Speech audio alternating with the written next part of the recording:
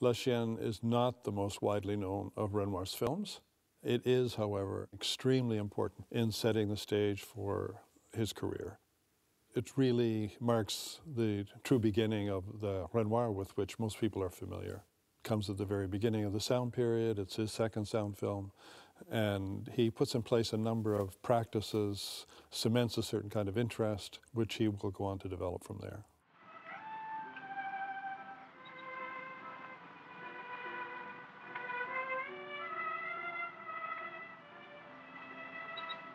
In the 1920s, during the silent period, Renoir made both experimental films and commercial projects. Probably the greatest success is actually the first film he shot with Michel Simon, and it's a military farce, and it's actually very funny. Michel Simon was terrific. Half of these films, at least, were financed by the sale of his father's paintings. And he made most of those films with his first wife, Catherine Hessling. So Renoir actually gets into the film business as an amateur, and he has a certain reputation throughout the 1920s as a bit of a dilettante, and that's something he comes with into the sound period. One of the issues with him being some question about whether he can stick to budget. His last two silent films especially were not great commercial successes and apparently ran over budget. It's well to remember that sound comes late to France. Talking pictures come to America in 1927. The first talking film in France is not until 1929. So, of course, like other filmmakers of the period, Renoir wanted to make sound films. I mean, that was clearly going to be the future of cinema. Given Renoir's background in the 1920s and uncertainties about his commitment to cinema in terms of his ability to work within a budget and to prove that he was more than a dilettante, the producers Roger Richebey and Pierre Bromberger thought that Renoir would need a test which would enable him to work very quickly and within budget and show that he had the professional chops to go forward. So it was under those conditions that he made this first found film, Un Perche Bébé. Whether he actually wanted to make the film, I think, is another question. My suspicion is he probably did not, but he was asked to do so in order that he could pass this test. It's an adaptation of a farce by Feydeau from 1910, very familiar play. Far and away, the majority of films were adaptations, and many of those were indeed adaptations of plays. It matched the limits of the technology, so having to shoot in a studio in a confined space, in controlled conditions, limited number of sets, that suited the purposes of early sound cinema in France. Two things that Renoir says delighted him about making the film were the ability to record chamber pots being thrown about a room to see whether they would break or not. Another sound that Renoir delighted in that's recorded is the off-stage sound of a flushing toilet.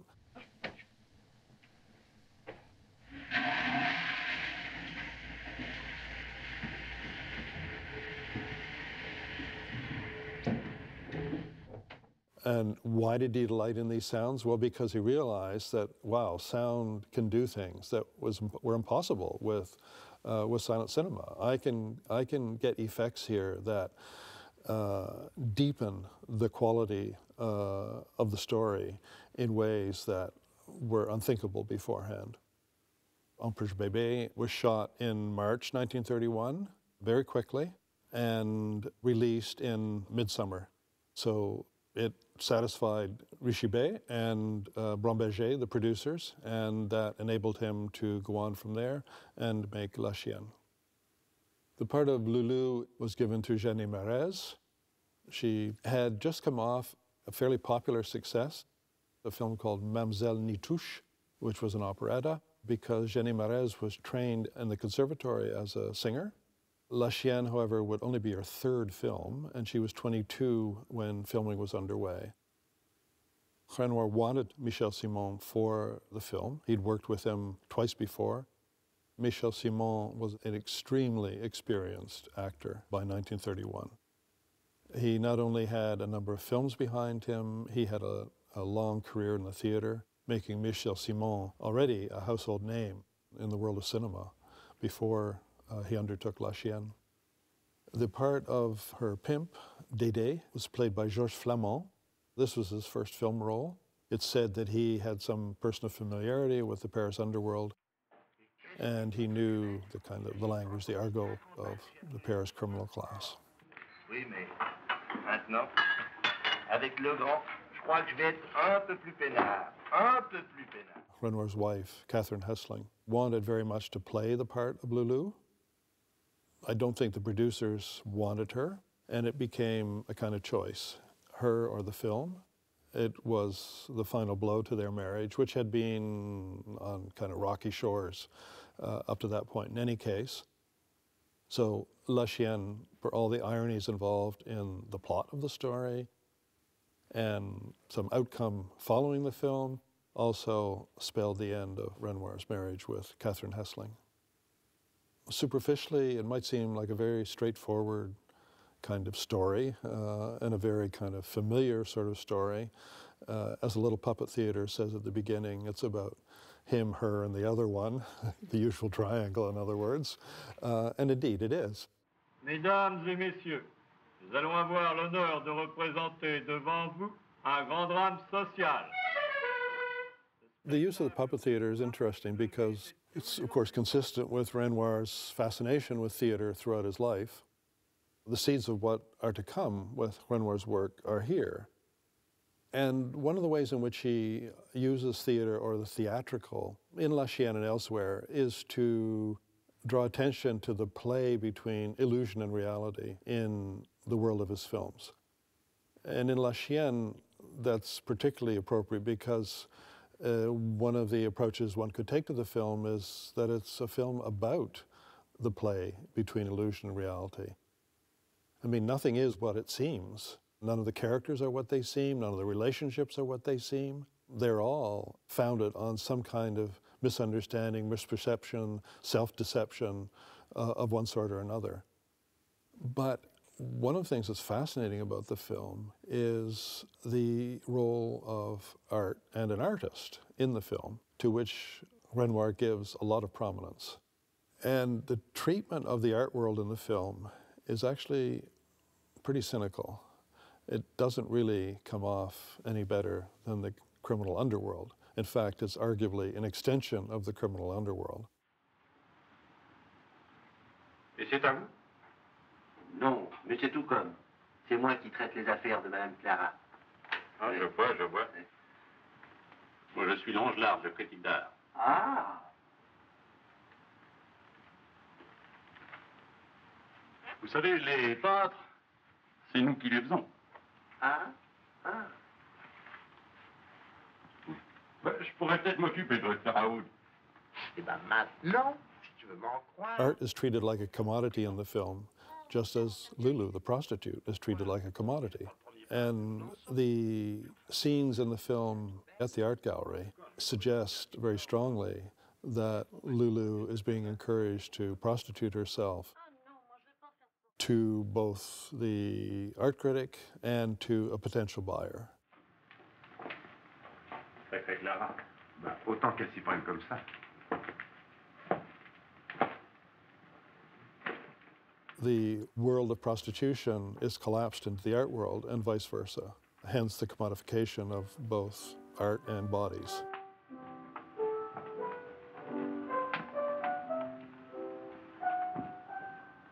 This is a very jaundiced view of art. And it's interesting, the choice of an American name. It may say something to the presumed popularity of modern American art in the European art market. That's perhaps the illusion. Certainly that has to be kept in mind with the idea that there's a fraud going on here, and this art is itself, in a way, fraudulent. It takes the connivance of a dealer and a critic in order to make of the mythical Clara Wood an artist of any interest. It may be that it speaks to Renoir's own disenchantment with the art world in view of his share of his father's estate.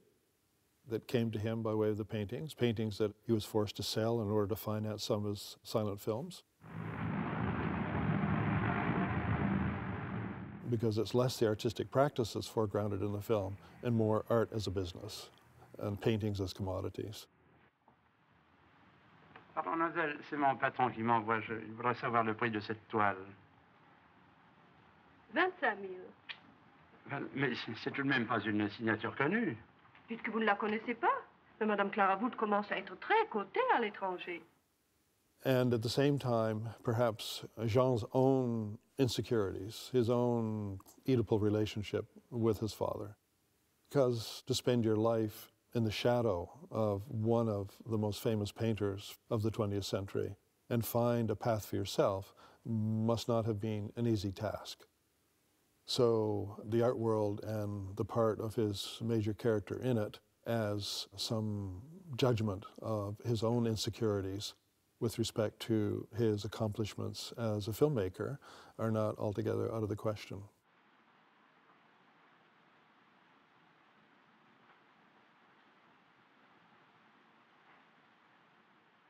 Renoir projecting himself into Maurice Legrand, the character played by Michel Simon.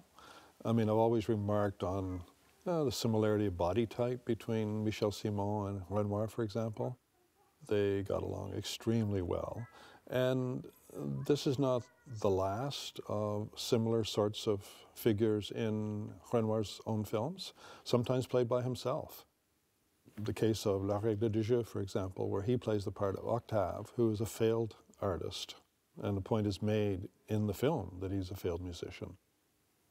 Or in This Land Is Mine, the character of Albert Laurie is played by Charles Laughton, who's another kind of Renoir type, physically speaking. And he's a sort of quasi-intellectual, he's a teacher, extremely timid. So Renoir's interest in these kinds of figures and perhaps his projection of himself into these kinds of figures, artists, artist intellectuals who are marginal in some way or another, there is something here, I think, that is fairly consistent.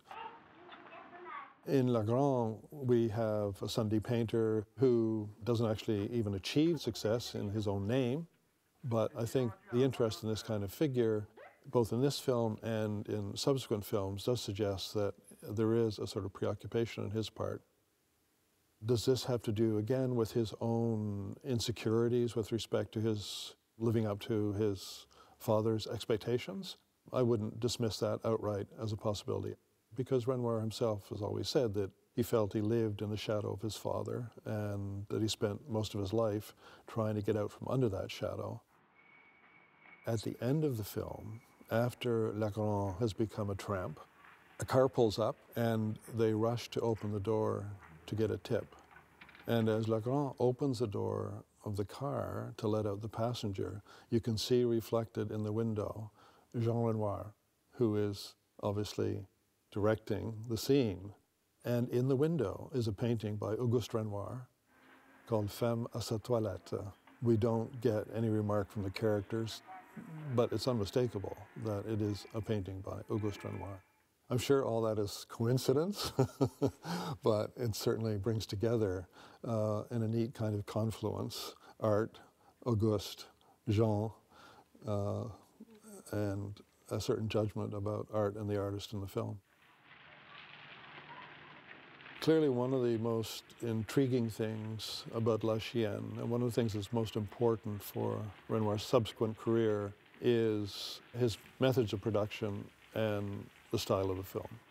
These two things mark a huge break with Renoir's work up to this point. One of the things that's very obvious, and at the time reviewers found a little bit disconcerting, was the use of direct sound on location. Shooting on location with direct sound in 1931 was extremely difficult because voice and effects had to be recorded simultaneously. There was no post-synchronization possible until after 1932. That means there is always the risk of ambient sound running over speech and drowning it out. And that occasionally happens in La Chienne, which means some of the dialogue is on occasion difficult to pick up. Quelle bonne soirée tu m'as fait passer, tu m'as gâté, mon chéri. When Legrand is escorting Lulu home, you can actually hear water in the gutter underneath their conversation. But of course, it has the advantage of adding to the naturalism of the film. À minuit et demi. Tu dis à Adèle que je rentre avant minuit. Comme le temps passe vite, hein. And persuading one that what is happening is really happening in real space. And it is happening in real space. This real space is Montmartre. Montmartre is the scene of pleasure and crime, sex and death, artists and the underworld. There are camera movements in the opening sequence with the men celebrating, and you can see the Moulin Rouge in the background at the window, actually. So you know where they are right from the first sequence of the film. But I think one has to remember that in 1931, shooting those nighttime exteriors is a very considerable accomplishment. One, I think, extraordinary shot is a long backward track early in the film after Legrand has met Lulu, and you can hear the click of her heels. And they move in and out of fairly low light. It's wonderful. It's really extremely impressive. The director of photography, Theodor Sparkel, had actually worked in Germany with Pabst, and a tremendous influence on early French sound film and a film like La Chienne is German expressionist cinema of the 1920s. It's not that La Chienne is expressionist in any respect. It's not, but nevertheless, the use of light and dark and the importance of dark and filming those first sequences in an exterior at night is tremendously effective, and of course reminds one of film like M, films that had a great deal of circulation in France and were much praised. And French magazines of the 1920s start publishing nighttime photography that clearly has an impact on cinema. It's very difficult to separate out all these different practices and different influences, but I think they all come to bear on the sort of look that one gets with La Chienne. Also here is the use of windows, particularly doors less frequently, but windows especially, as a vista outward onto a larger scene. This is, again, I think, something extremely important at this point and in this film, because it allows the narrative to proceed not only in time as the story unfolds forward, but allows the narrative to proceed in space, because we begin to see in depth. And what we begin to appreciate is the complete socialization of the world of the film, that the world of the film is part of a larger world. This becomes crucially important, of course, at the point of Lulu's murder, because Lulu's murder is staged so that the scene on the street with the street singers becomes integral to the environment within the room. Et si je ne le finissais pas? De le finir, dit. They become, as it were, coextensive. Public and private space become, as it were, collapsed into one another. And it becomes difficult not to see Lulu's murder as part of a larger social world in which everyone, to some extent, in some way, is implicated. And that includes us as spectators.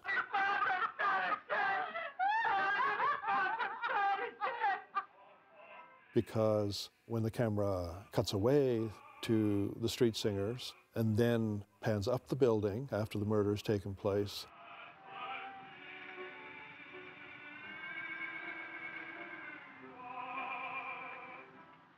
and then we get the view in her window.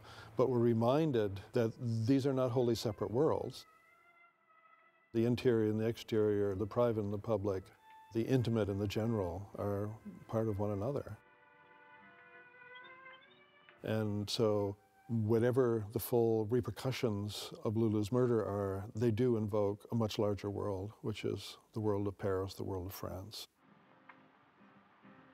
The street singer song is undoubtedly the most startling effect in the film. And of course, it's an ironic counterpoint to what's taking place in the room upstairs, because it's a love song. The street singer is singing to a mysterious, unknown woman. Those are the lyrics of the song. And it's a kind of chivalric ode to this woman beneath her window. So there's tremendous irony in the fact that there's I don't know whether one should call it a love affair, but a relationship gone horribly bad that is playing out to its conclusion in the room upstairs against the counterpoint of this song. One of the bizarre circumstances surrounding the film has to do with the outcome of its principals. It's widely reported that during the making of the film, both Georges Flamand, who played Dédé, and Michel Simon were in love with Jenny Marez, which replayed the plot of the film. By all accounts, Georges Flamand was the successful suitor, and Michel Simon was left on the outside. Whether that factors into the kinds of performances they give, it's of course impossible to say, but there's certainly a great deal of conviction in Michel Simon's performance as Legrand. The film would appear to have wrapped up about the middle of August 1931, and immediately thereafter, Flamand and Jenny Marez went on holiday to the south of France. And 3, possibly 4 days after shooting, there was a terrible car accident in which she was killed. At her funeral, Michel Simon was completely distraught, and it's said he went to Bromberger's office with a gun, intending to shoot Renoir. I don't know whether the story has any bearing in truth or is completely apocryphal. If Simon was momentarily distraught, he didn't carry it forward into their relationship with Renoir through the remainder of their lives. It opened in Paris on November the 17th, and the reviews in the Paris papers in November, December 1931 were all positive. There's no reason to think that the film did not have a successful run. Enchanté, monsieur. C'est Gustave. Enchanté. Mais où est cette Clara dont vous m'avez parlé? Clara, tenez, la voilà, elle danse. I think the social criticism in La Chienne is very strong. For me, it's impossible not to see the film's social and personal relations being determined by economic forces. As I say, people are treated as commodities, and Renoir's political activism doesn't really come about until 1935. But remember that before he becomes active with the Popular Front, he makes other films.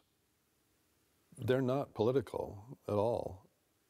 On the other hand, I think it's not difficult to see that the kind of work he was doing might have interested people on the political left.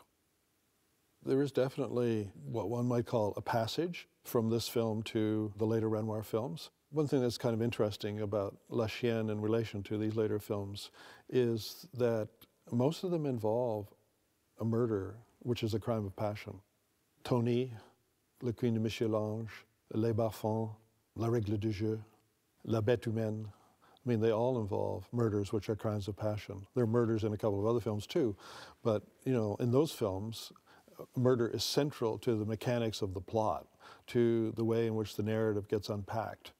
And at the same time, these are crimes of passion which are social incidents. In the later films, it's not surprising that the crimes of passion themselves much more obviously revolve around economic circumstances and class pressures, when Renoir becomes explicit about the connections in ways that perhaps are only rather more implicit here. So La Chienne marks an important step in Renoir's career, because I think it was André Bazin, the critic, who said that the happiest thing that could have happened for Renoir was the invention of sound cinema.